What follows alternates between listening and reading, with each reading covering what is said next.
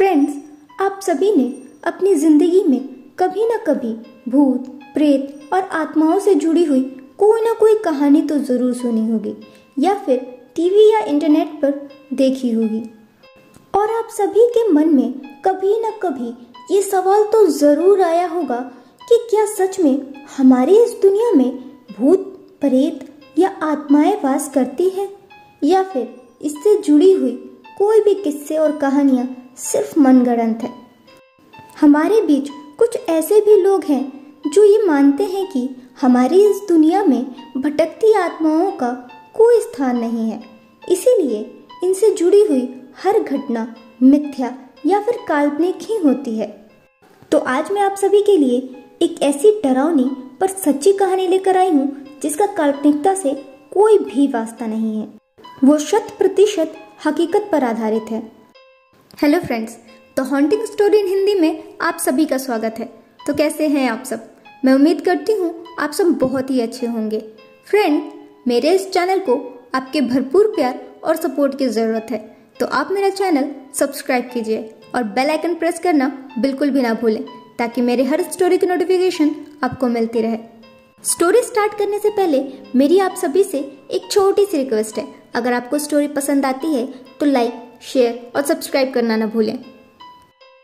आज की स्टोरी 2013 में आई हुई एक हॉलीवुड मूवी कंज्यूरिंग में दिखाई गई एक हॉन्टेड डॉल पर आधारित है। कंज्यूरिंग मूवी में जिस एनाबेल डॉल को दिखाया गया है, यकीन मानिए वो गुड़िया काल्पनिक नहीं बल्कि हकीकत है। आज मैं आपको एनाबेल डॉल की पूरी कहानी बताऊंगी, जिससे आपको यकीन हो जाएगा कि हमारी इस इंसानी दुनिया में हम इंसानों के अलावा भी कुछ ऐसी ऊर्जा या एनर्जी है जिन्हें हम आत्मा कहते हैं। एनाबेल डॉल की कहानी सन 1970 में शुरू हुई, जब डोना की माँ ने डोना को उसके जन्मदिन पर एक डॉल गिफ्ट की। डॉल पाकर डोना बहुत खुश हुई।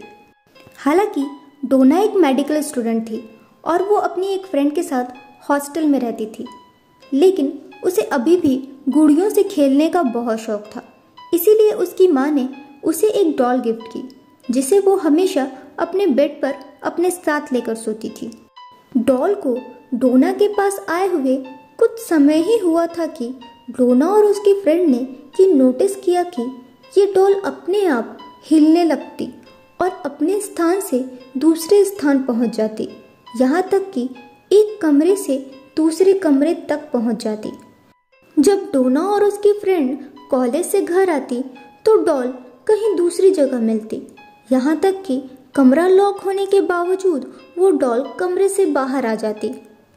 धीरे धीरे घर का माहौल और डरावना होने लगा जब घर के भीतर हेल्प मी जैसे संदेश मिलने लगे, और वो संदेश किसी चमड़े के टुकड़े पर लिखे हुए मिलते जो कि घर में थे ही नहीं। और खास बात तो ये थी कि लिखावट देखकर ऐसा लगता था जैसे किसी छोटे बच्चे ने लिखी हो। ये डर का माहौल तब और बढ़ गया जब डोना ने एनाबेल की पीठ और सीने पर खून के धब्बे देखे। तब डोना और उसकी दोस्त ने यह निर्णय लिया कि वो घर में किसी ऐसे व्यक्ति को बुलाएंगी जो आत्माओं से बात कर सके, और उन्होंने ऐसा ही किया। उन्होंने घर में एक ऐसे व्यक्ति को बुलाया जो आत्माओं से बात कर सकता था।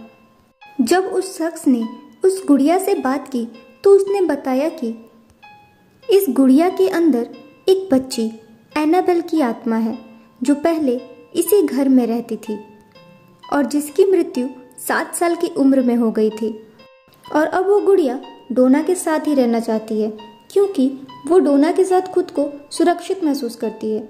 डोना ने भी सोचा कि एक 7 साल के बच्चे की आत्मा उसे कोई नुकसान नहीं पहुंचाएगी, और वो एनाबेल को अपने साथ रखने को राजी हो गई। लेकिन ये डोना की सबसे बड़ी गलती थी, क्योंकि उस डॉल में कोई 7 साल के बच्चे की आत्मा नहीं थी, बल्कि उस डॉल में एक शैतान की आत्मा थी। डोना के घर में डोना और उसकी फ्रेंड के अलावा एक लू नाम का लड़का रहता था, जिसे एनाबेल बिल्कुल पसंद नहीं थी। उसने डोना को कई बार चेतावनी दी थी कि इसमें किसी बच्चे की नहीं बल्कि एक शैतान की आत्मा है, मगर उसकी बात पर किसी ने भी विश्वास नहीं किया।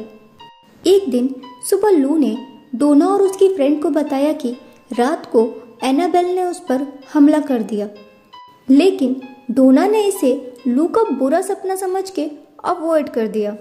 एक दिन डोना के घर पे ना होने के बावजूद उसके कमरे से किसी के चलने की आवाज आने लगी। तब लू और डोना की फ्रेंड डोना के कमरे में गए, जहां एनाबेल डॉल ने लू पर हमला कर दिया। इस हमले के बाद लू को सदमा लग गया। साथ ही साथ सबको ये पता चल गया कि एनाबेल डॉल में किसी बच्चे की नहीं बल्कि शैतान की आत्मा है।